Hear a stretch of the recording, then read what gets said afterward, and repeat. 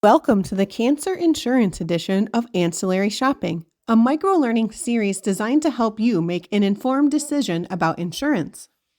Meet Manuel, a 44-year-old man who has recently learned some concerning news. Genetic testing has revealed he is predisposed to lung cancer.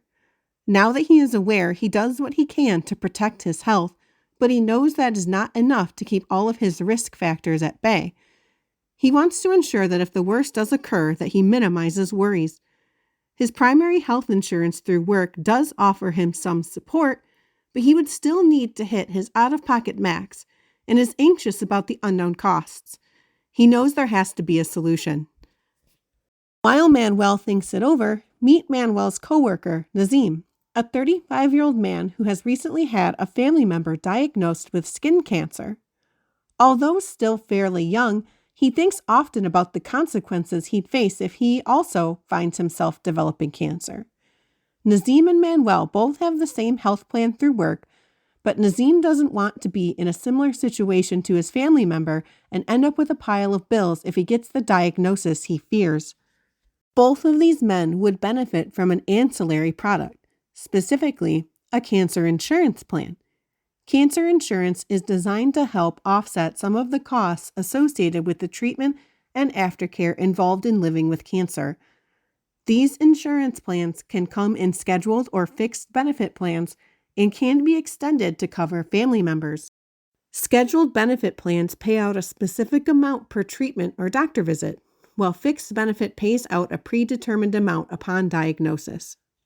Both of these types of plans do require a monthly premium, but do not have things like networks or deductibles to restrict use of the plan. Cancer and critical illness policies should not be confused for each other. They are similar, but not the same. Critical illness insurance covers a group of illnesses that generally includes cancer and will pay out upon the diagnosis of that illness. In comparison, cancer insurance only covers cancer, and therefore generally has additional benefits included in the plan that are specific to the treatment of cancer. For example, some plans might include an added bonus payout for candidates who choose to participate in clinical trials for treatment of their cancer. Upon first glance, both Manuel and Nazim wonder if cancer insurance is the right choice for them, but they want to hear more information. There are some restrictions that come with cancer insurance, though. Although he has never had cancer, Manuel is concerned about his genetic predisposition, but that alone does not disqualify him. If he had ever had cancer, he would have to have been in remission for 3 to 5 years to qualify. Usually, carriers will also have age restrictions, but neither of our new friends are affected. One concern for Nazim in particular is the coverage of skin cancer, but he notices that plans use the term internal cancer to describe what they cover, and skin cancer is not internal. However, there is a solution for him. Nazim is looking for a cancer insurance plan with a skin cancer rider. But before we can define a rider, we must define a certificate of coverage. When we buy an insurance product, we are technically entering a legal agreement between ourselves and the carrier, and this agreement is called a certificate of coverage. If we want even more benefits that aren't included, we may add a rider to that plan so it can be expanded to fit our needs. Riders add modifiers to existing insurance plans. They are offered by the carrier, and we can choose to buy them alongside standard certificates of coverage.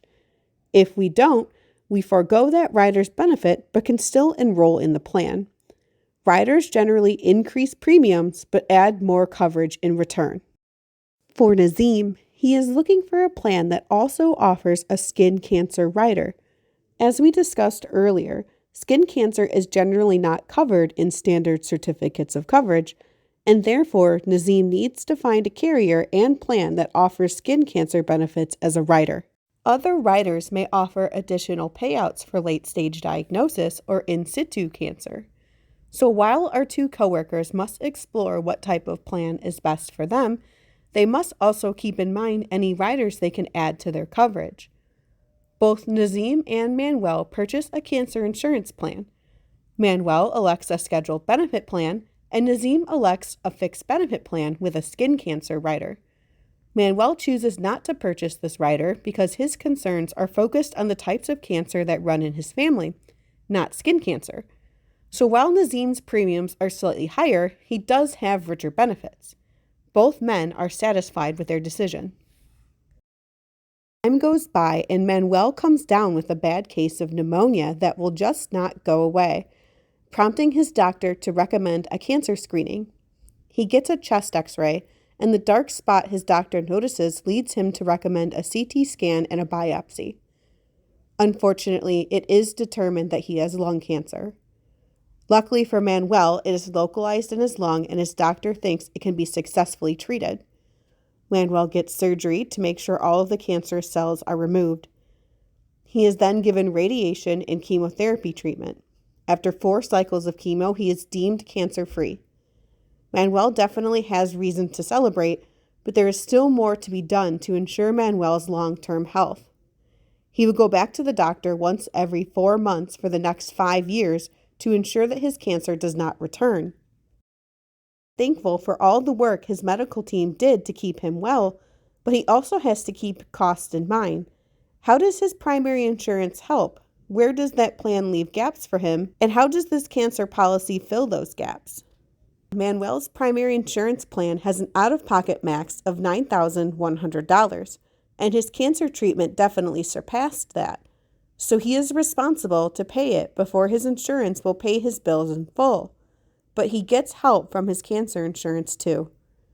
His cancer insurance helps him the moment he took preventative actions.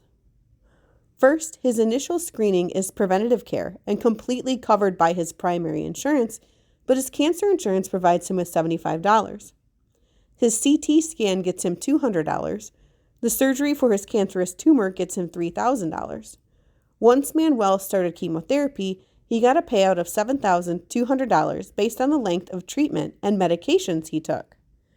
Aftercare is still needed for Manuel, but they will be mostly covered as a specialist visit by his primary health insurance. His cancer insurance will pay out to a grand total of $10,475. Subtracting that from his out-of-pocket max, Manuel sees a net gain of $1,375. This extra cash can be spent however he wants. It can help with bills, rent, or even groceries he might need during one of the hardest times of his life. Meanwhile, Manuel is not the only person experiencing uncertainty. Nazim notices a large dark spot on his skin and went to get a screening. Unfortunately, he is informed he has skin cancer. Luckily, Nazim purchased insurance for this circumstance, but also added a skin cancer rider. His policy is a little different than Manuel's. Nazim has a policy that pays him out a lump sum as soon as he is diagnosed with cancer. Usually, his plan would not cover skin cancer, but because he purchased that rider, the coverage would apply in this scenario. Nazim is paid out $10,000 regardless of anything his primary insurance provides, which is more than enough to cover his out-of-pocket costs. And just like Manuel, he is able to use that money however he chooses. However, Nazim's plan has another feature that Manuel's does not. A bonus benefit paying 25% of his lump sum for participating in a clinical trial related to the treatment of his cancer. So for Nazim, because he agrees to participate in this trial, he gets an additional $2,500. Nazim is thrilled to have gotten an additional benefit from his plan, utilizes it to further his treatment, and makes a full recovery. Luckily, the pair pulls through and both are able to go on to lead normal lives for years to come. Both men have a plan that resets on a graduating scale, so if their cancer ever leaves remission or a new cancer is found, their benefits are available to them once more. While nothing but full remission can ever give complete peace of mind when living with cancer, clients can take steps to prevent some of the stress associated with a cancer insurance plan, even when their primary insurance leaves them wanting more coverage. Questions regarding ancillary insurance can be directed to our licensed insurance agents. Thank you for watching.